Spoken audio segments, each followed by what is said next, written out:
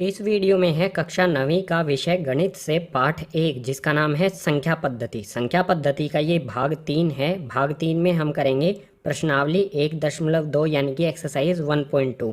Exercise 1.2 में कुल 4 प्रश्न हैं, तो चारों को इसी वीडियो में सोल्व करेंगे।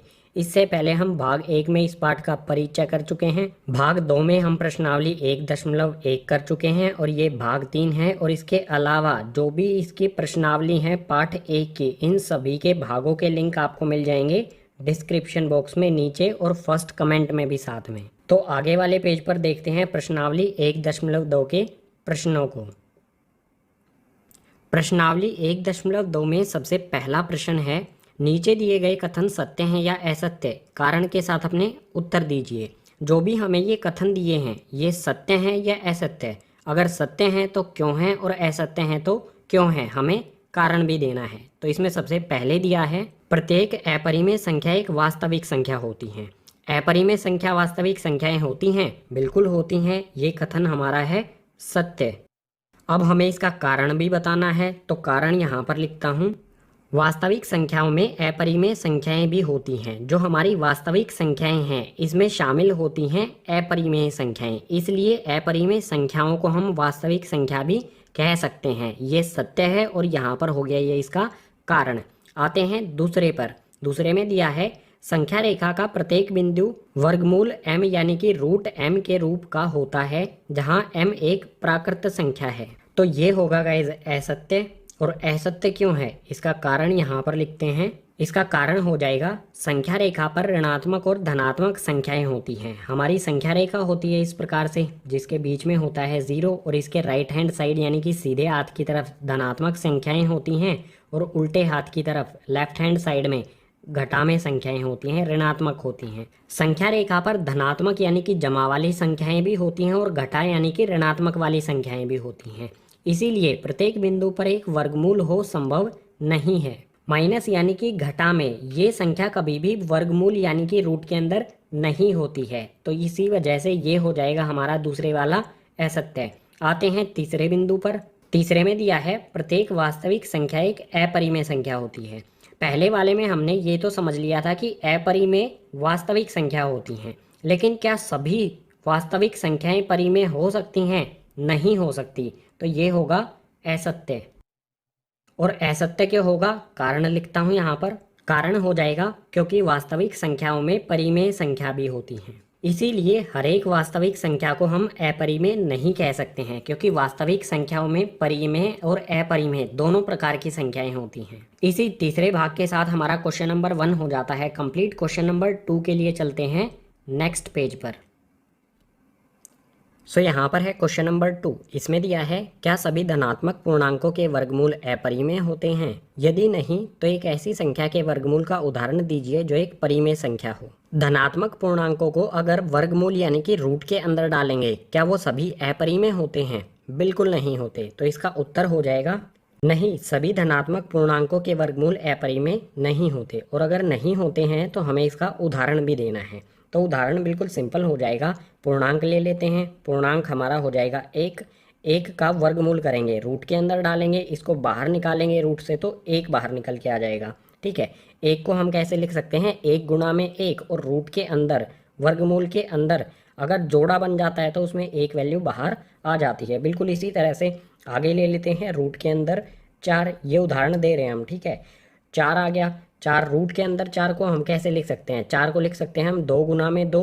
2 को 2 से गुना करेंगे तो 4 हो जाएगा। और अगर अंदर जोड़ा बन जाए, पेयर बन जाए, तो एक वैल्यू बाहर आ जाती है, रूट से बाहर आ जाएगा 2।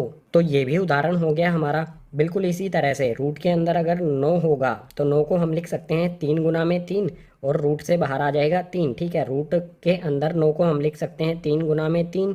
पेयर बन गया, जोड़ा बन गया, तो इसमें से एक 3 बाहर आ जाएगा। यानी इस वर्गमूल को सोल्व जब हम करेंगे, हल करेंगे, तो बाहर मिलेगा हमें 3। तो आप यहाँ पर क्लियरली देख सकते हैं हमारा धनात्मक पूर्णांक है 4, इसका हमने वर्गमूल किया और इसको हल करने पर हमें क्या मिला, एक परिमेय संख्या मिली। 2 क्या है, एक परिमेय संख्या है।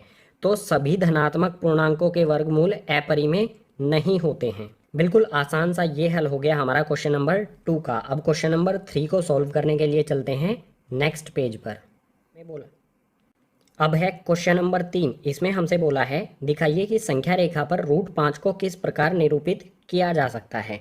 हमारी एक संख्या रेखा होती है इस तरह से 0, 1, 2, इसी तरह से घटा में 1, इस साइड में घटा में 2। इस संख्या रेखा पर हमें √5 एक अपरिमेय संख्या को निरूपित करना है। तो सबसे पहले देख लेते हैं √5 को संख्या रेखा पर किस तरह से निरूपित किया जाएगा। √5 को संख्या रेखा पर दर्शाने के लिए हमें ज़रूरत होगी स्केल, डी वाला स्केल प्रकार और उसके साथ में पेंसिल। पेंसिल की जगह पर यहाँ मैंने इस्तेमाल किया है पेन, ताकि जो भी लाइंस यहाँ पर आपके लिए मैं ड्रॉ करूँ बनाऊँ वो आपको क्लियरली दिखाई दें। √5 को संख्या रेखा पर दर्शाना है तो सबसे पहले एक संख्या रेखा बनाएंगे। बिल्कुल सिंपल होता है संख्या रेखा बनाना। एक सीधी लाइन बना लो, इस पे एक बिंदु लगा दो, इसको नाम दे दो 0। अब इस 0 वाले बिंदु से हर 1 सेंटीमीटर दूरी पर हमें पॉइंट बनाने हैं। तो ये मैंने स्केल रखा हर 1 सेंटीमीटर पे, ये यहाँ से यहाँ हो जाता है 1 सेंटीमीटर और 1 सेंटीमीटर को हम यहाँ पर कहेंगे 1 इकाई। हर 1 इकाई पर बिंदु बना दूंगा 0 वाले से राइट हैंड साइड यानी कि सीधे हाथ की तरफ और 0 वाले बिंदु से उल्टे हाथ की तरफ यानी कि लेफ्ट हैंड साइड में। सो यहाँ पर ये बिंदु बना देता हूँ मैं। अब जो भी हमने ये बिंदु बनाए हैं इनको नाम दे देंगे। इस तरफ 0 से राइट हैंड साइड सीधे हाथ की तरफ हमारा बिंदु हो जाएगा गाइज 1, उसके बाद 2, इसके बाद 3। इसी तरह से जो उल्टे हाथ की तरफ है यहाँ पर होगा घटा में 1, घटा में 2, घटा में 3। अब बिल्कुल सिंपल हमें क्या करना है, जो हमारा मूल बिंदु है जिसे 0 कहा जाता है, इस बिंदु से 2 इकाई दूरी हमें लेनी है। 2 इकाई यानी कि 2 सेंटीमीटर। ठीक है, यहाँ पर हमारा 1 इकाई 1 सेंटीमीटर के बराबर है। तो 2 इकाई दूरी लेनी है हमें राइट हैंड साइड की तरफ। जमा वाली हम लेंगे संख्याएं, तो यहाँ से 1 इकाई और ये दूसरी इकाई, 0 से 2 इकाई यहाँ पर होता है। इस वाले बिंदु पर जहाँ पर 2 है, इस वाले बिंदु पर हम बनाएंगे 90 डिग्री का कोण। 90 डिग्री का कोण बनाने के लिए इस्तेमाल करेंगे डी वाला स्केल। सो ये डी रखा मैंने, 90 डिग्री जो है इसका मैंने यहाँ पर निशान लगा दिया। अब हमें ध्यान क्या रखना है, जो हमने ये 90 डिग्री वाला एंगल बनाना है इस बिंदु पर, इसको सिर्फ 1 इकाई ऊंचाई करनी है। इसकी 1 इकाई ही इसकी ऊंचाई हमें करनी है। यहाँ पर मैंने ये रखा, सिर्फ 1 सेंटीमीटर इसे आगे बढ़ाना है। तो ये यहाँ पर हो जाता है 1 सेंटीमीटर, ये हो गया। जो हमने ये 90 डिग्री का कोण बनाया है इसकी ऊंचाई कितनी है, 1 इकाई। ठीक है, 1 इकाई उसकी ऊंचाई है। और जो आधार है इसका, ये वाला जो आधार है 0 से 2, ये कितनी है, 2 इकाई। अब जो हमने ये लाइन बनाई है 90 डिग्री वाली, इसको नाम दे देते हैं। सो यहाँ पर सबसे पहले ये बिंदु हो गया हमारा A, ये बिंदु हो जाएगा B जिस पे हमने 90 डिग्री का कोण बनाया है। और जो ये है ये हो जाएगा हमारा बिंदु C, ये वाला बिंदु हो गया C। अब A बिंदु और C बिंदु को एक सीधी रेखा में हम जोड़ देंगे। तो यहाँ पर मैं स्केल रख देता हूँ, एक सेकेंड गाइज। स्केल रख के इसे बिल्कुल सीधी लाइन में जोड़ देता हूँ। A से मैं C को जोड़ देता हूँ। ये A और C को मैंने एक सीधी लाइन में जोड़ दिया। जो A और C है इसी को कहा जाएगा गाइज √5। ये हमने √5 बना दिया। लेकिन अब आप सोचिए, क्या ये AC, जो ये AC दूरी √5 है, ये संख्या रेखा पर है? ये तो संख्या रेखा से अलग है, इसे संख्या रेखा पर लाना होगा। संख्या रेखा पर लाने के लिए क्या करेंगे, प्रकार की जो नोक है, प्रकार की जो टिप है ये है, इसको हम रखेंगे A बिंदु पर और प्रकार को खोल लेंगे C बिंदु तक। ठीक है, इस तरह से इसे खोल लेंगे, C बिंदु तक हमने इसे खोला और C बिंदु पर इसे रख के इस तरह से एक आर्क लगा देंगे। ठीक है, चाप लगा देंगे, हिंदी में चाप कहते हैं। इस तरह से एक चाप लगा देंगे। जब ये चाप इस संख्या रेखा को टच करती है, जहाँ पर भी टच करती है, ये वाला हमारा बिंदु था B। ठीक है, ये B यहाँ से काट के मैं यहाँ लिख देता हूँ। ये वाला बिंदु था हमारा B और जहाँ पर ये चाप इस संख्या रेखा को छूती है, टच करती है, ठीक है, जहाँ पर भी ये टच कर रही है ये वाला बिंदु, इस बिंदु को नाम दे देते हैं D। अब बिल्कुल सीधी सी बात है, जो हमारी AC है वो AD के बराबर होगी। AC बराबर में AD होगा। क्यों होगा, क्योंकि ये बिंदु A से बराबर दूरी पर है। अगर दोनों एक ही चाप हैं, जो AC है ये भी त्रिज्या होगी इसी सर्किल की, इसी वृत्त की, और ये भी त्रिज्या होगी इसी वाले वृत्त की जिसकी हमने ये चाप लगाई है CD। तो AC और AD ये दोनों क्या होंगे, बराबर होंगे। और ये दोनों किसके बराबर हैं गाइज, √5 के। यानी हमारा बिल्कुल सिंपल AD बराबर में हो गया √5। जो A से लेके D बिंदु तक की दूरी है, ठीक है, ये वाला बिंदु A से लेके D बिंदु तक की जो दूरी है वो हो जाएगी √5। ये हमने दर्शा दिया है इसको संख्या रेखा पर। रचना करते वक्त मैंने आपको बताया था AC की लंबाई √5 है। अब √5 कैसे होगी ये पता लगाते हैं। देखो गाइज, पाइथागोरस प्रमेय का यूज़ करेंगे हम ABC इस वाले त्रिभुज पे। इसमें समकोण 90 डिग्री का कोण है, तो इस पे पाइथागोरस प्रमेय का इस्तेमाल किया जा सकता है। और पाइथागोरस प्रमेय होता क्या है, कर्ण का स्क्वायर, कर्ण का वर्ग बराबर में आधार का वर्ग यानी कि स्क्वायर जमा में लंब का स्क्वायर वर्ग। जो हमारा ये त्रिभुज है ABC, इस वाले त्रिभुज में AB हमारा आधार है, BC हमारा लंब है और AC है हमारा कर्ण। तो हमें कर्ण निकालना है। यहाँ पर हमारा कर्ण एज इट इज़ आ जाएगा, कर्ण का स्क्वायर, कर्ण का वर्ग एज इट इज़ आ गया, बराबर में है यहाँ पर आधार। आधार हमने कितनी इकाई लिया था, A से भी हमारा कितना इकाई होता था, 2। तो आधार की जगह पर हम पुट कर देते हैं 2। आधार का वर्ग है तो 2 का भी हो जाएगा वर्ग यानी कि स्क्वायर, प्लस में लंब का स्क्वायर। लंब हमने कितना लिया था, हाइट, ऊंचाई कितनी ली थी हमने इस त्रिभुज की, ये थी 1 इकाई। सो लंब की जगह पर आ गया 1 और 1 का वर्ग यानी कि स्क्वायर एज इट इज़ आ गया। अब बिल्कुल सिंपल, कर्ण का वर्ग यहाँ पर एज इट इज़ रहेगा, कर्ण का वर्ग बराबर में 2 का स्क्वायर। 2 का वर्ग कितना होगा, 2 के वर्ग का मतलब होगा 2 गुना में 2। सो 2 का वर्ग, इसको सोल्व करेंगे, हल करेंगे तो आ जाएगा 4 जमा में 1 का वर्ग। 1 का वर्ग कितना होगा, ये हो जाएगा 1। तो यहाँ पर आएगा इस साइड में हमारा कर्ण, कर्ण का वर्ग बराबर में 4 जमा 1, 4 और 1 इन दोनों को जोड़ देंगे तो ये हो जाएगा 5। हमें कर्ण निकालना है, ना कि कर्ण का स्क्वायर या फिर कर्ण का वर्ग नहीं निकालना हमें। तो इस स्क्वायर को हटाएंगे, इस वर्ग को हटाएंगे। हटाने का बिल्कुल आसान सा तरीका है, इस साइड में वर्गमूल लगा दो और इस साइड में भी वर्गमूल लगा दो। जब भी हम एक साइड में वर्गमूल लगाते हैं तो दूसरे साइड भी हमें लगाना होता है, ताकि हमारी इक्वेशन संतुलित रहे, बैलेंस रहे। तो यहाँ पर आ जाएगा हमारा कर्ण, कर्ण आ जाएगा बराबर में आ जाएगा √5। ये कर्ण के वर्ग से जो हमारा ये स्क्वायर है, इससे ये वर्गमूल हो जाएगा कैंसल, इससे ये हो जाएगा कैंसल। तो हमारा बचेगा कर्ण बराबर में √5।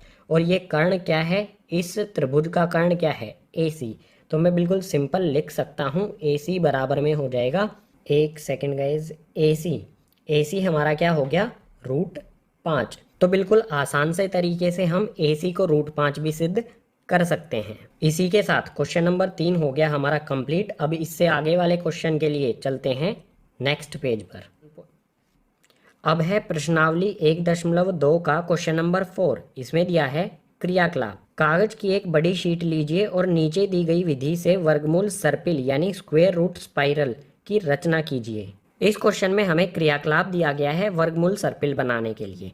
ये एग्जाम में नहीं आएगा, लेकिन फिर भी आप इस क्वेश्चन को देख लीजिए, क्योंकि इस क्वेश्चन में जो कॉन्सेप्ट है वो काफ़ी अच्छा है। उससे आपके जो डाउट होंगे वो क्लियर हो जाएंगे। तो वर्गमूल सर्पिल की रचना किस तरह से की जाती है वो समझ लेते हैं। स्क्वायर रूट सर्पिल या फिर कहें वर्गमूल सर्पिल, उसको बनाने के लिए हमें ज़रूरत होगी स्केल, D वाला स्केल, प्रकार और उसके साथ पेंसिल। पेंसिल की जगह यहाँ पर मैं फिर से इस्तेमाल करता हूँ पेन का, ताकि लाइंस जो मैं आपके लिए बनाऊँ, रेखाएं बनाऊँ, वो आपको क्लियरली दिखाई दें। वर्गमूल सर्पिल बनाने के लिए सबसे पहले हम एक रेखा ड्रॉ करेंगे। एक रेखा खींचेंगे 1 इकाई यानी कि 1 सेंटीमीटर। सो यहाँ पर ये है 6 से 7, 1 सेंटीमीटर हो जाता है, जिसे हम कहेंगे 1 इकाई। 1 इकाई मैंने यहाँ पर ये रेखा बना दी है। अब इस रेखा का ये पॉइंट हो जाएगा गाइज O। इस पॉइंट, इस बिंदु को नाम देंगे O और ये पॉइंट हो जाएगा हमारा P। P बिंदु पर हम 90 डिग्री का कोण बनाएंगे। 90 डिग्री कोण बनाने के लिए इस्तेमाल में लूँगा यहाँ पर D। निशान लगा देता हूँ 90 डिग्री कोण का, ये मैंने निशान लगा दिया। अब इस 90 डिग्री की जो हम रेखा बनाएंगे उसकी ऊंचाई कितनी होनी चाहिए, 1 इकाई यानी कि 1 सेंटीमीटर। तो बना देता हूँ, ये 6 से 7 होगा 1 इकाई, ठीक है। ये हमने ऊंचाई बनाई 90 डिग्री की। यहाँ से इस 90 डिग्री की हमने ये ऊंचाई बनाई 1 इकाई। 1 इकाई हमें आधार लेना है और 1 इकाई हमें ऊंचाई लेनी है। अब जो हमारा ये O बिंदु है, इस O बिंदु को इस बिंदु से जोड़ देंगे। इस बिंदु को कहेंगे हम P1, P1 O और P1 को हम एक सीधी रेखा में जोड़ देंगे। इन्हें जोड़ देता हूँ, स्केल को रख के बिल्कुल सीधी रेखा में इन्हें हम सिंपल जोड़ देंगे। अब जो हमारा P1 बिंदु है, इस बिंदु पर फिर से हम 90 डिग्री का कोण बनाएंगे। तो स्केल रखूँगा। जो हमारी ये OP रेखा है, ये वाली जो रेखा है ये होगी गाइस हमारी √2। अब जो हमारी ये P1 बिंदु है, इस पर 90 डिग्री का फिर से कोण बनाएंगे। 90 डिग्री का यहाँ पर लगा देता हूँ गाइस निशान।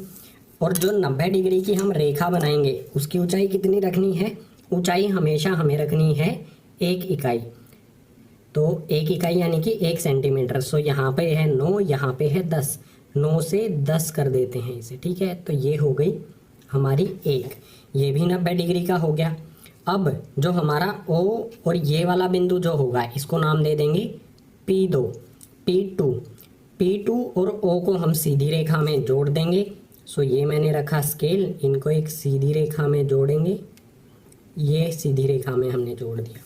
जो हमारा ये OP2 ये होगा गाइज √3, ठीक है। यहाँ पर लिख लेते हैं एक साइड में, OP बराबर में 1, OP1 बराबर में √2, OP2 बराबर में √3। इसके बाद जो हमारा ये P2 बिंदु है, इस बिंदु पर हम फिर से 90 डिग्री का कोण बनाएंगे। उसके लिए यहाँ पर हम प्रकार D वाला स्केल रखेंगे। D वाले स्केल से यहाँ पर निशान लगा देता हूँ 90 डिग्री एंगल का।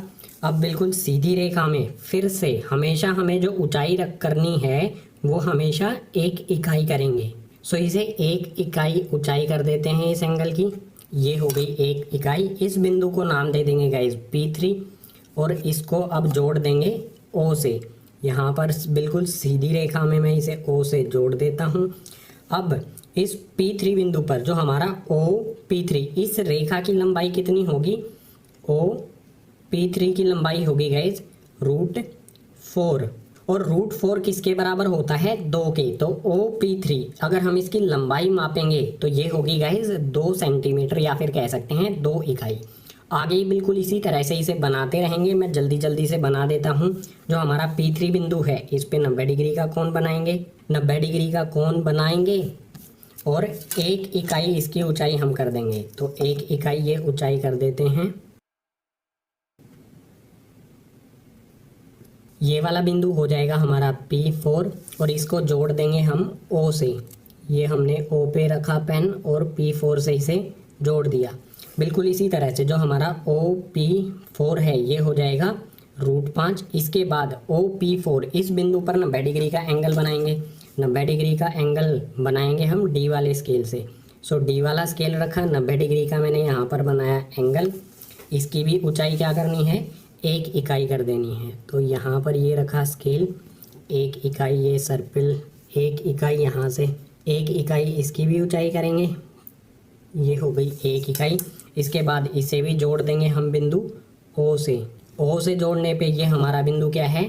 P5। तो P5 क्या होगा? OP5 ये हो जाएगा हमारा √6। बिल्कुल इसी तरह से इसे आगे बढ़ाते रहेंगे। जो भी हम ये एंगल बना रहे हैं ये 90 डिग्री के होंगे। यहाँ पर भी 90 डिग्री का एंगल बनाना है OP5 रेखा पर।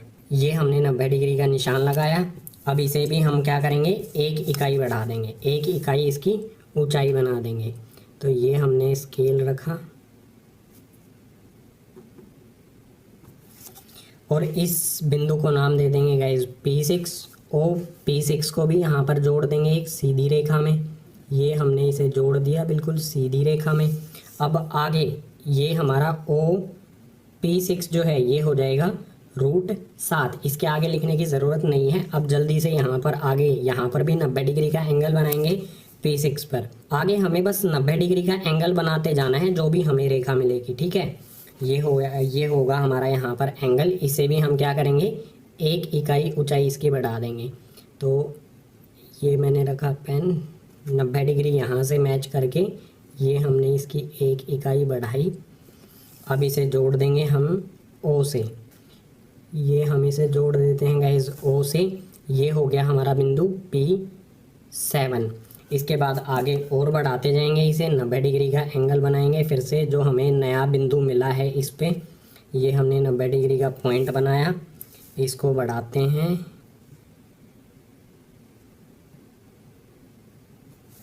और इसको जोड़ देंगे फिर से हम इसी बिंदु O से।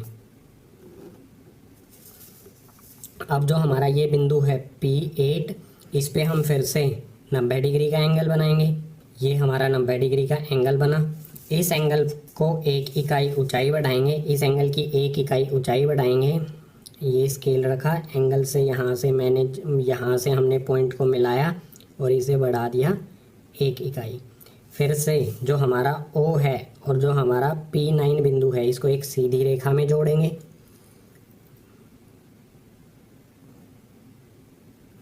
ये हमने इसे सीधी रेखा में जोड़ा तो ये हो गया हमारा P9।